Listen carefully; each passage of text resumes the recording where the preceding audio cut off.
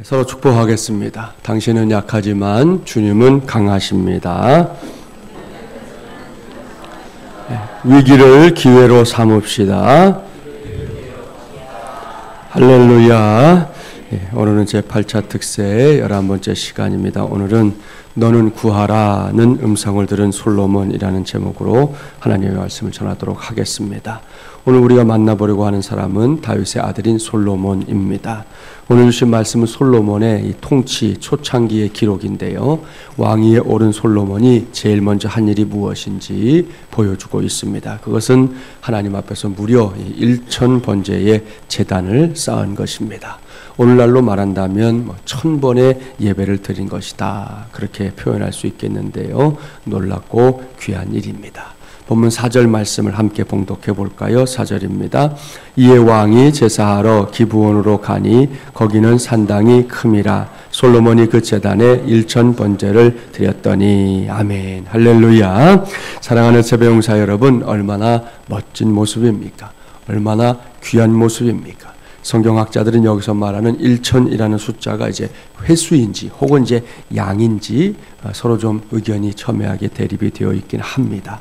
그러나 그것이 뭐 횟수이든 혹은 양이든 간에 1000이라는 숫자는 분명히 엄청난 규모입니다.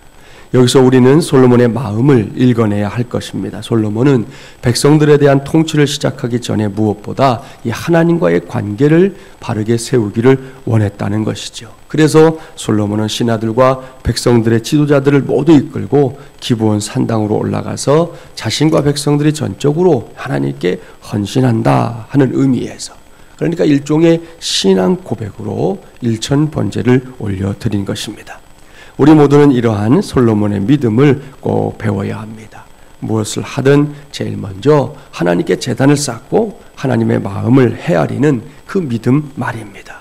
아울러 하나님께 이후의 삶을 내어 맡기는 그 믿음이 솔로몬의 믿음인데요. 오늘도 새벽을 깨우며 하나님 앞으로 달려온 저와 여러분이 이러한 솔로몬의 믿음을 나의 믿음으로, 우리의 믿음으로 삼을 수 있기를 바랍니다. 왜입니까? 그러한 믿음의 준비가 되어 있는 예배와 그렇지 않은 예배는 분명히 다른 것이기 때문입니다. 제가 아는 한 목사님의 고백인데요. 오래전 이 토요일 밤이었답니다. 저녁 식사 마치고 다시 이제 설교 준비를 하려고 서재로 가려고 하는데 마침 아이들이 이제 거실에서 컴퓨터로 오락을 즐기고 있었습니다. 목사님도 잠시 쉴 겸 해서 아이들 틈에 끼어앉아 함께 오락을 즐겼습니다. 그 시간이 고작 한 15분 정도였다는 거예요. 그리고는 다시 서재에 들어가서 주일 설교 준비를 했습니다. 다음날 아침 예배당에 들어가서 눈을 딱 감고 기도하려고 했는데 희한한 일이 벌어졌어요. 눈을 딱 감는 순간 뿅 하는 소리와 함께 목사님의 눈앞에 그 오락의 화면이 쫙 펼쳐지더라는 거예요. 물론 아무도 눈치채지 못했습니다. 그것은 어디까지나 그 목사님 혼자만의 경험이었습니다. 하지만 이 목사님은 그 순간이 얼마나 당황이 되었던지 몸둘 바를 몰랐다. 그렇게 고백했습니다. 왠지 아시죠? 그분은 목사님입니다. 그리고 주일 일부 예배가 시작되기 전까지, 그러니까 뭐 금요일 오후부터 따져보면 근 40시간 동안 주일 예배를 준비하면서 마음을 가다듬은 사람이에요. 그 40시간에 비하면 목사님이 전자오락을 즐긴 15분은 사실 뭐 무시해도 좋을 만큼 짧은 시간이었다는 것이죠. 그런데도 그 짧은 15분 동안의 영상이 목사님도 모르게 주일 아침까지 그 목사님의 마음을 사로잡고 있더라는 것입니다. 사랑하는 새벽용사 여러분, 그렇다면 아무런 준비 없이 주일 예배에 참석하는 사람들의 마음은 어떨까요? 여기서 우리는 중요한 사실을 확인해야 합니다. 토요일 밤에 그 이튿날 드릴 흠없는 예배를 위해 기도로 준비하는 사람의 예배와 밤 12시간 넘기까지 TV를 시청하거나 혹은 늦은 시간까지 스마트폰을 붙잡고 있는 사람의 예배가 동일할 수 없다는 것이죠. 예배 시간 전에 미리 예배당에 나와서 기도로 예배를 시작하는 사람의 예배와 예배가 시작된 후에야 허겁지겁 달려와서 예배에 참석하는 사람의 예배가 동일할 수 없다는 것이죠. 무슨 말인지 아시겠죠?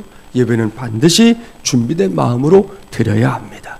그렇게 생각한다면 예배는 예배당에서 시작되는 게 아닙니다. 예배는 저와 여러분이 집에서 예배를 떠올리며 준비하는 그 순간부터 이미 시작이 된 것이다. 그렇게 말씀드릴 수 있는 것이죠. 사실 우리 한국 교회가 갖고 있는 아주 좋은 전통 중에 하나는 예배를 위해서라면 모든 것을 거는 것이었습니다. 정말 죽기 살기로 예배했던 시절이 이 한국 교회의 역사 속에 있어요. 그리고 그 죽기 살기로 예배했던 그 시절이 한국 교회의 전성기였다는 것 역시 부인할 수 없습니다. 오늘날 우리의 예배 현장을 들여다보고 예배하는 사람들의 마음을 들여다보면 그 당시 우리 믿음의 선배들이 가졌던 정말 죽기 살기로 예배했던 그 마음가짐이 과연 얼마만큼 남아있는가, 절반이라도 남아있는가 하는 생각을 하지 않을 수 없는 시대에 우리가 살고 있습니다. 사랑하는 여러분, 우리 신앙생활의 가장 기본이고 가장 바탕은 예배입니다. 예배를 빼놓고 뭘 말할 수가 있겠습니까? 아무리 교회가 거대한 일을 하고 세상을 향해서 손을 펴서 구제를 하고 대단한 일을 해도 이 교회 안에 예배가 살아있지 못하면 그 모든 행위들 역시 죽은 행위가 되고 말 것입니다. 바라기는 우리 마중물연합교회 오늘 이 저녁에 이 시간에 나온 우리 성도들부터 하여튼 예배를 드리는 일에 있어서만큼은 죽기 살기로 하나님 앞에서 예배할 수 있는, 그래서 솔로몬이 받았던 응답이 저와 여러분 우리 모두의 몫이 되기를 주님의 이름으로 축복합니다. 솔로몬의 예배가 그런 예배였다는 거죠. 그저 잠깐의 생각으로 혹은 즉흥적으로 하나님께 1000번째 드린 게 아닙니다. 그랬다면 당장 1000번째에 쓰일 그 많은 재물을 어떻게 준비할 수가 있었겠습니까? 그는 이스라엘의 왕이 되어 본격적으로 통치를 시작하기 전에 반드시 하나님 앞에서 제사를 드려야 되겠다 미리 생각했던 것이죠. 그런 생각에서 1000번째를 위한 제반 준비를 철저하게 감당했던 것입니다. 그러니 이 예배가 우리 하나님이 얼마나 기뻐 받으실 만한 예배가 되었겠습니까? 오늘 말씀을 보면 하나님이 기뻐하신 증거가 있어요. 본문 5절 말씀 함께 봉독합니다. 5절입니다. 기브온에서 밤에 여호와께서 솔로몬의 꿈에 나타나시니라. 하나님이 이르시되 내가 내게 무엇을 줄꼬 너는 구하라. 아멘. 사랑하는 세배용사 여러분, 보십시오. 하나님께서 1000번째를 드린 솔로몬에게 나타나셨습니다. 그리고는 하는 말씀을 보세요. 내가 내게 무엇을 줄꼬 너는 구하라. 마지못해서 하신 말씀입니까? 아닙니다. 귀찮은 듯이 하신 말씀입니까? 아닙니다. 별 생각 없이 그저 내뱉는 말씀입니까? 아닙니다. 이 말씀은 하나님께서 솔로몬이 너무나 사랑스러워서 그 마음을 표현하고 있는 것이죠. 마치 우리가 우리의 자녀손들이 정말 사랑스러울 때 그들에게 하는 것과 아주 비슷합니다. 그때 우리는 지금 하나님께서 솔로몬에게 하신 말씀을 그대로 옮길 때가 많습니다. 아이고 내 새끼. 우리 할머니 할아버지들은 꼭 울 강아지. 너는 갖고 싶은 게 뭐니? 내가 내게 뭘 해줄까? 뭐든지 좀 말해봐라. 내가 다 해주마. 그렇게 말하잖아요. 그것이 하나님의 마음이라는 겁니다. 뭐든지 해주겠다는 그 마음 말입니다. 이러한 하나님의 마음은 시대가 흘러도 변함이 없습니다. 무엇보다 2000년 전에 그러한 하나님의 마음이 가장 극명하게 표현되는 사건이 이 세상에서 일어났습니다. 그것은 바로 십자가 사건입니다. 십자가 사건을 깊이 생각해 보세요. 십자가 사건이 바로 내가 내게 무엇을 줄꼬 너는 구하라 라는 말씀이 현실 속에서 이루어진 가장 대표적인 사건입니다. 그러한 십자가의 사랑을 깨닫게 해주는 일들이 종종 세상에서 일어납니다. 이 소련이 붕괴되기 전에 크리스마스를 앞둔 12월 어느 날이었습니다. 아르메니아라는 나라 아시죠? 이 아르메니아에 지난번에 IT에서 일어난 것 같은 대지진이 일어났어요.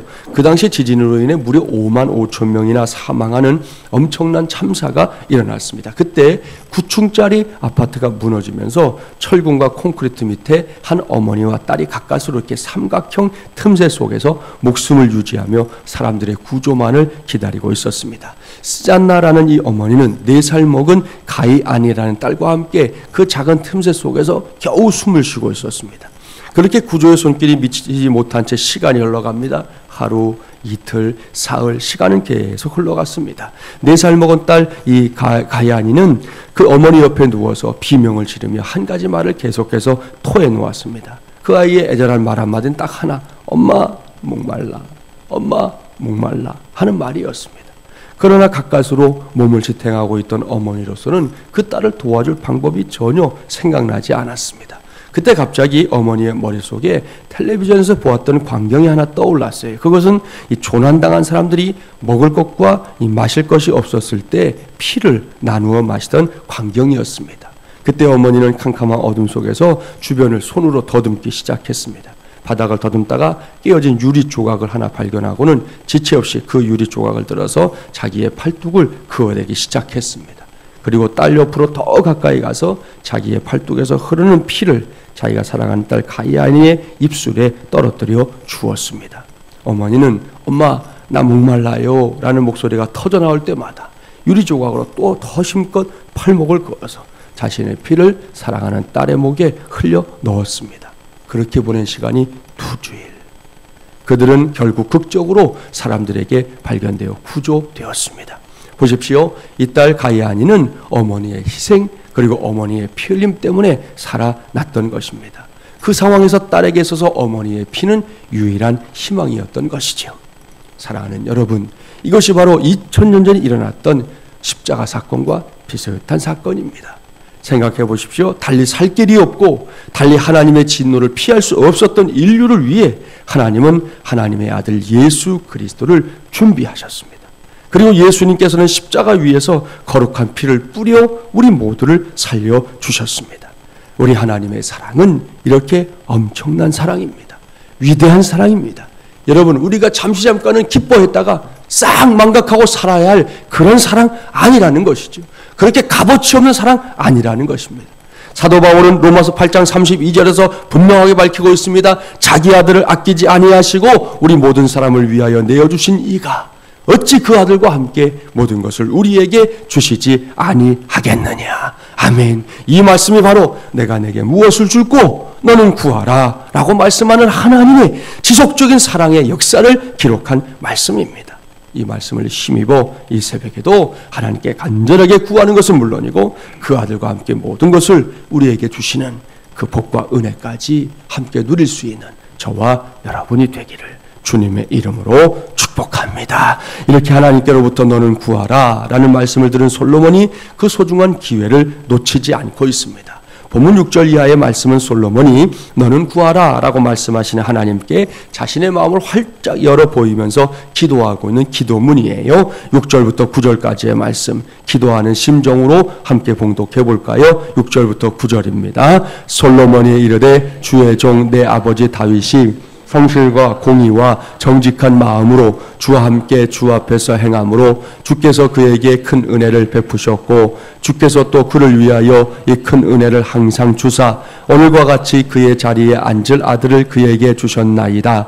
나의 하나님 여호와여, 주께서 종으로 종의 아버지 다윗을 대신하여 왕이 되게 하셨사오나 종은 작은 아이라 출입할 줄을 알지 못하고 주께서 택하신 백성 가운데 있나이다. 그들은 큰 백성이라 수요가 많아서 셀 수도 없고 기록할 수도 없사오니 누가 주의 이 많은 백성을 재판할 수 있사오리이까. 듣는 마음을 종에게 주사 주의 백성을 재판하여 선악을 분별하게 하옵소서. 아멘. 할렐루야. 무슨 말씀인지 아시겠죠? 솔로몬은 너는 구하라 라고 말씀하시는 하나님 앞에서 먼저 자신이 부왕인 다윗을 이어 이스라엘의 왕이 되게 된 것에 대해서 감사의 고백을 올려드리고 있습니다. 그런 다음에 솔로몬은 본격적으로 하나님의 은혜를 구하는데요. 솔로몬이 구하는 것이 무엇입니까? 그것은 이 많은 이스라엘 백성들을 잘 이끌어갈 수 있는 지혜로운 리더십이었습니다. 이를 위해 솔로몬이 듣는 마음을 구하고 있잖아요. 히브리어로 보면 레브 쇼메아라는 단어를 쓰고 있는데 이 말은 우리말 성경에 번역하여 놓은 그대로입니다. 들을 수 있는 마음. 이전에 사용하던 우리 개역 성경에는 지혜로운 마음 이렇게 번역을 했었던 기억이 아마 나실 거예요. 이러한 단어의 의미들을 생각해 볼 때 여기에 기록된 듣는 마음이라는 것은 자기 멋대로의 기준에 의해 백성들을 통치하지 않고 하나님의 말씀을, 하나님의 뜻을 기준으로 삼아 백성들을 통치할 수 있게 해달라고 하는 아주 간곡한 기도라는 것을 알 수 있습니다. 이것이 솔로몬의 간구였습니다. 참으로 훌륭한 리더입니다. 여러분, 인류는 일찍부터 이러한 리더십에 대한 사람들의 기대를 표현하기를 이 노블리스 오블리제라는 걸로 표현해 왔습니다. 들어본 적 있으시죠? 귀족의 의무, 그렇게 번역할 수 있는데 이 노블리스라는 것은 명예를 강조하는 말이고요, 오블리제는 의무를 강조하는 말입니다. 그러니까 명예가 있는 만큼, 내가 명예가 이만큼 있다 그러면 의무도 이만큼, 내 명예가 요만큼이다. 그러면 적어도 내가 의무는 요만큼 행해야 한다. 그런 의미거든요. 본래 이 단어는 로마 시대의 귀족들이 보여주었던 투철한 도덕의식과 이 솔선수범하는 공공정신을 높이는 데서 유래한 말입니다. 최근에 이 단어가 우리 사회에서도 많은 사람들이 입에서 회자되고 있는데, 그것은 우리 사회가 정말로 존경받는 정치가, 사업가, 교육가 등등 모든 계층에서 이 리더다운 리더를 요구하는 간절한 기대를 갖고 있기 때문입니다. 아시잖아요. 치열한 역사의 격동기를 거쳐서 민주화를 이루어낸 우리 사회가 기다리는 다음 순서가 뭡니까? 자연스럽게 삶의 질이 높아진 선진 사회로 들어가는 것입니다. 아울러 국민소득 3만 불 시대로 진입해야 한다는 소리가 높아져 있는데요. 여러분, 선진사회는 단지 물질적인 욕구가 채워진다고 해서 되는 게 아닙니다.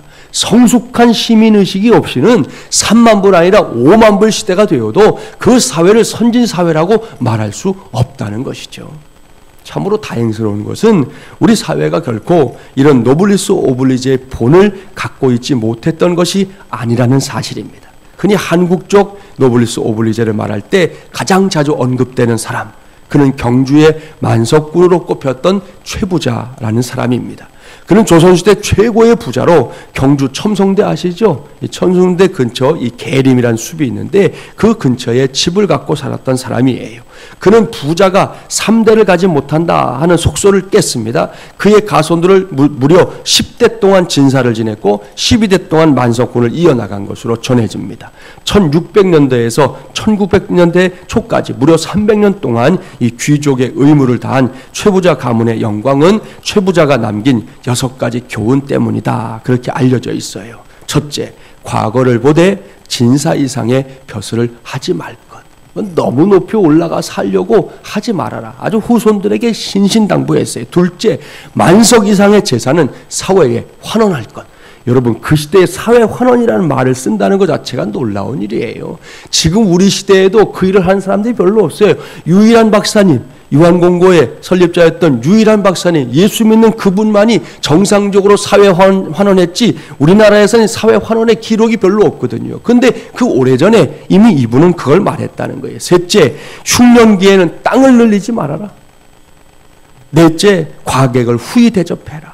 다섯째, 최씨 가문 며느리들은 시집 올 때 3년 동안 무명옷을 입어라. 여섯 번째, 자기 집 사방 백리 안에 굶어 죽는 사람이 없게 해라.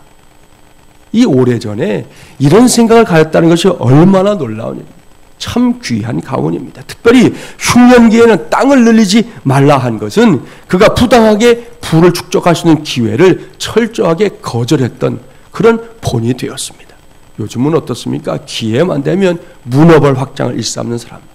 여러분, 웬만한 공직자들 청문회해갖고 거기에 걸려들지 않을 사람이 있을 것 같으세요? 뭐 자기들은 되게 깨끗한 척 이쪽에 앉아갖고 한 사람 넣고 당신이 뭐 이거 했지 않냐 저거 했지, 자기가 그 자리에 앉으면 그런 얘기 들을 거 없을 것 같아요? 이 나라 지금 공직자들이 착각하고 있는 거죠. 착각하고 있는 거죠. 요만한 정보만 있으면 다 갖다가 자기들이 집어삼 펴놓고 지금은 아닌 것이냐 고고한 척 앉아있지만 그놈이나 저놈이나 같은 놈이죠. 그런 것이 지금 우리가 사는 세상의 모습이잖아요. 그런데 이 오래전에 이 최부자라는 사람은요, 철저하게 후손들에게 절대로 흉년은 모두가 다 고생하는 시절인데 어떻게 그럴 때 우리가 돈이 있다고 해서 땅을 넓히냐 이거예요. 하지 말라. 그렇게까지 당부했다는 거지요. 사랑하는 여러분, 솔로몬도 일찍이 이러한 노블리스 오블리제를 실천한 사람이었습니다. 오늘 전할 말씀을 준비하면서 저도 여러분도 이러한 리더십을 갖춘 사람들로 살았으면 하는 소망이 생겼습니다. 먼저 이 땅의 지도자들이 그런 리더십을 갖출 수 있도록 기도해 줘야 되겠습니다. 그리고 우리 한 사람 한 사람도 나만을 위해 사는 것이 아니라 주님처럼 나 아는 다른 사람들을 위하여 살 수 있는 그런 리더십과 은혜를 구하기 바랍니다. 그래야 할 때 하나님께서 솔로몬에게 복을 주신 것처럼 우리 모두에게도 복을 부어주실 줄 믿습니다. 그러한 역사를 위해 부르짖어 기도하는 것은 물론이고 그 기도에 응답해 주시는 은혜 풍성하게 누리며 살아가는 저와 여러분이 되기를 주님의 이름으로 간절히 축원합니다.